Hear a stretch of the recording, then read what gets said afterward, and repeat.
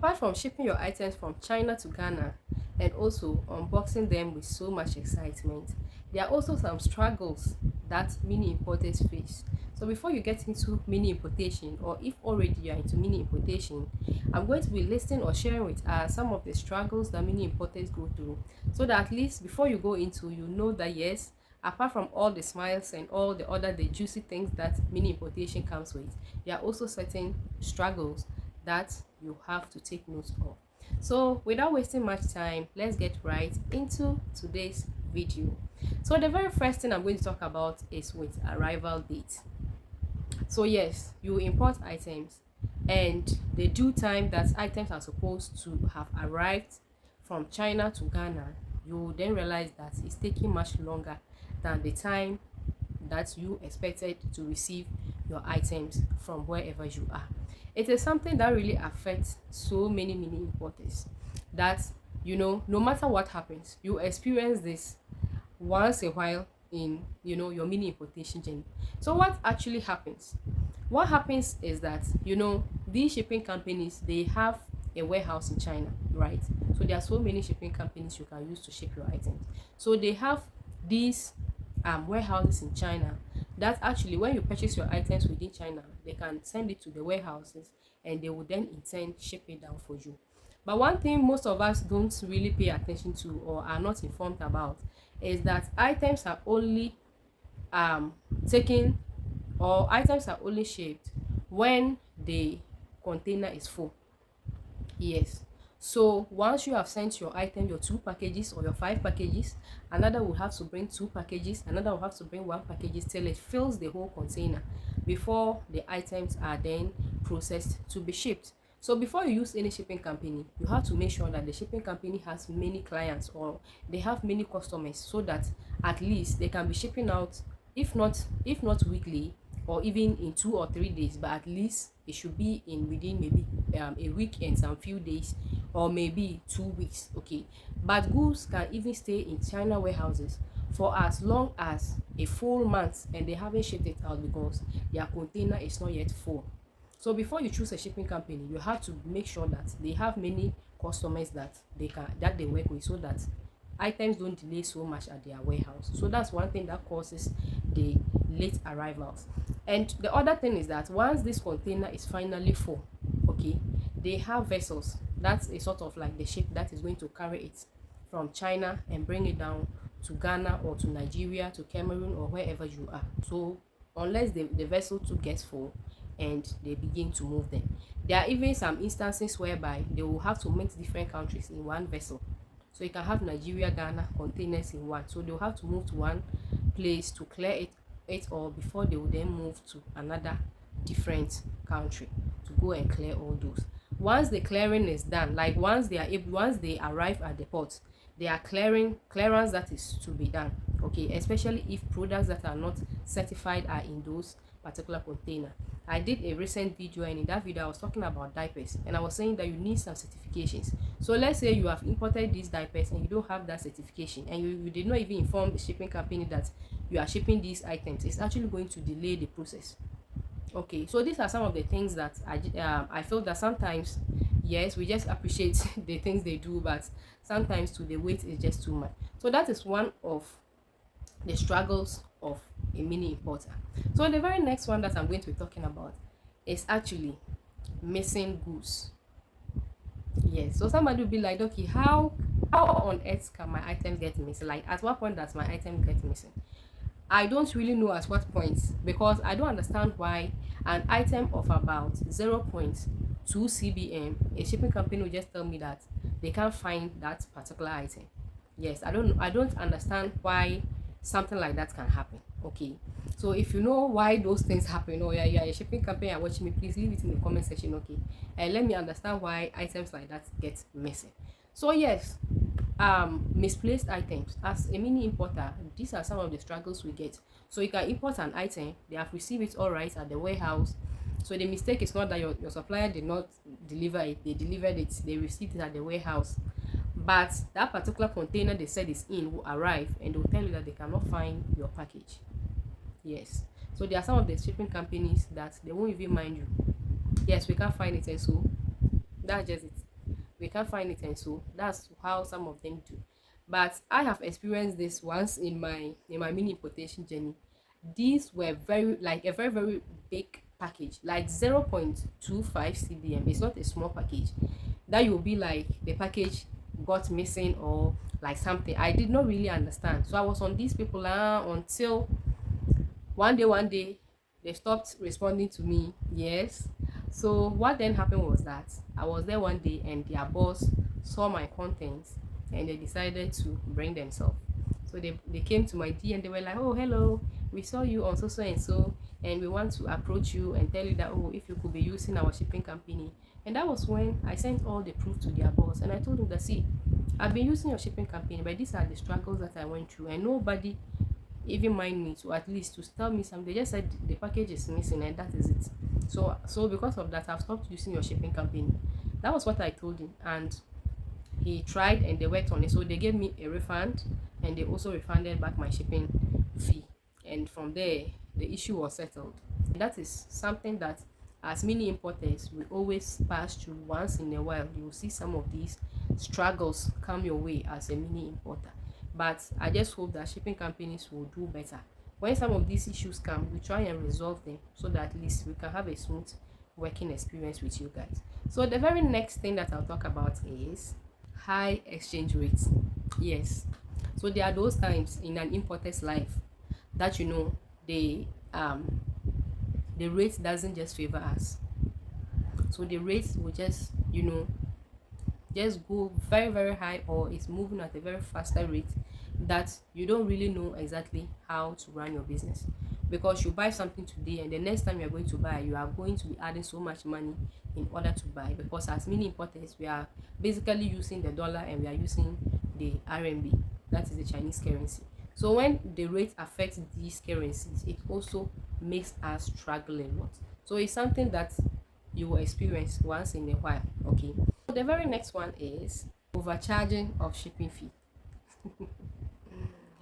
In every mini importer's life there will be those times, like they are going to charge you for some money, then when you receive the package you are like, no, like how on earth am I paying this amount for this particular package? How on earth? And if you are going to do what they call it, remeasurement, you want them to redo it, they will remeasure it, and surprisingly it will even be more than how much they gave you previously. So because of this issue, most people will just accept it like that. But I feel that shipping companies should do better for us mini importers, because it's not really easy. I have experienced this once in a lifetime. Okay, so what happened was with this same missing goods, because the package I was expecting and the CBM these people gave me and the charge I paid, like I was like, though I did not see the item, but I know the CBM that I had, because I always make sure I do my shipping calculation. I know how much I'm going to spend on an item even before I ship the item. So I knew exactly what I was doing, and usually my calculations are accurate. If I get a calculation, if there is a difference, it's just very little, like very very little, a very mild difference between the one I will give and what a shipping company is going to give me. So I was very surprised to have had that particular CBM being 0.2 CBM, because this is a package that I was expecting it to be around 0.1 CBM, or even if something will be added, just something small, but not to get to that particular extent. And what happened with this package was that the package too got missing, right? So now it was time for them to now refund for the package and also refund for the money for the shipping fee. I hope you understand. So that is where the struggle will now be, because yes, you overcharged me, but you are still going to pay it back again. I hope you understand. But there are some people that they face some of these real issues. Items will get to you and you will realize that this item that I've paid the shipping for, it is not really so. Like, I'm not talking of instances whereby, oh, you have a big package and the shipping is high. No, like some small package and the price they are going to be mentioning for you, it's just something that I feel the shipping companies should do better for us. That is what I feel, because this is a very very real struggle. For shipping companies to overcharge your package, it's not an easy thing at all, because it's very very frustrating. So now the very next thing is or fraud from any part, you know, because there are sometimes, though yes, all of the teaching, somebody will follow all the things we have been saying, okay, but you wouldn't know what will exactly happen. That sometimes some mini importers struggle with these kinds of issues when it comes to scamming, suppliers scamming them, or somebody frauding them for R&B. You know, they want to recharge their Alipay and somebody end up defrauding them of their hard-earned money. It is a very, very huge struggle. Okay, so that is why I'm always like, get legit sources. Like Dorkie that is here, I can be able to recharge your Alipay for you, and you will not be losing your money, right? So this is also another struggle that many importers face when it comes to importing items from China to Ghana or any other part. There are sometimes that suppliers can fraud the people that are buying, or even exchanges and all of those sorts. So struggles with scam and fraud.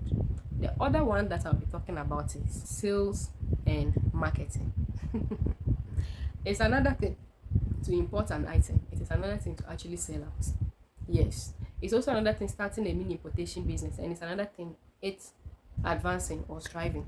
So it is something, it's a struggle, okay, because you will start your mini importation journey and you will start to buy your items, or you will start to do your pre-ordering, and nobody is patronizing you, and you don't really know exactly how to start, or how to go about every single thing, right? So with this particular sales and marketing, I'll just say that now, see, the world has advanced. Okay, when it comes to sale, people now people now buy brands, or like people now buy people. I don't even know how to put it. People now buy from people that, you know, they know that, okay, yes, this is you. When we come to your page, you are here, your face is here. So I'll advise that whatever platform that you are in selling your products, either on TikTok, Facebook, YouTube, Instagram, wherever it is, make sure that you are showing your face and you're also giving valuable content. With that, people get to actually understand where you're coming from, they understand the things you do, they understand, you know, how your business is moving. So if somebody is going to entrust their huge sum of money into your hand, they know that, okay, this is the face behind it and this is what the person stands for. But if you are not bringing out content or showing your face, we don't know exactly what you are doing. Like, we don't know you. I hope you understand. But once you are building it in this particular way, I am very sure that your business is actually going to strive. Now the very last one that I'm going to talk about is damaged goods. Yes, it's also another big challenge for many importers.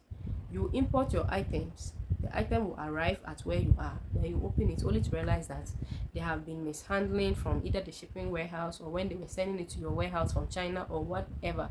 You don't really know exactly what goes wrong, but you realize that your item is damaged. If you're running a pre-order business, you don't even know how to explain to these people, because somebody has paid their money and have waited for almost 3 months, because sometimes you can take a while to take the orders.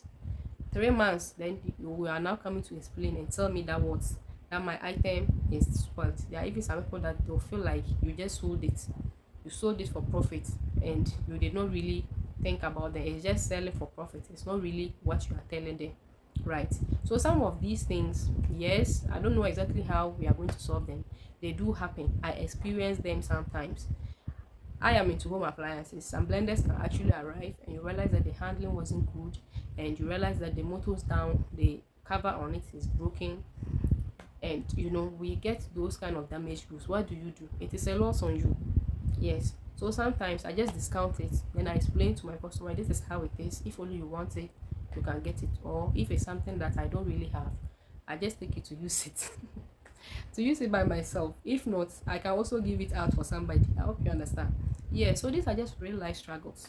So before you go into your mini importation journey, understand that these are some of the things that you will go through once in a while, or in a lifetime as a mini importer. You will go through them. If I didn't speak about your struggle or the things that you have actually experienced in mini importation that is frustrating, leave it in the comment section for us to also appreciate some of the struggles that you go through. Like this video, share with friends and family. Most importantly, subscribe to this channel to get the best updates on mini importation. By the way, I am running a mini importation course at this particular point.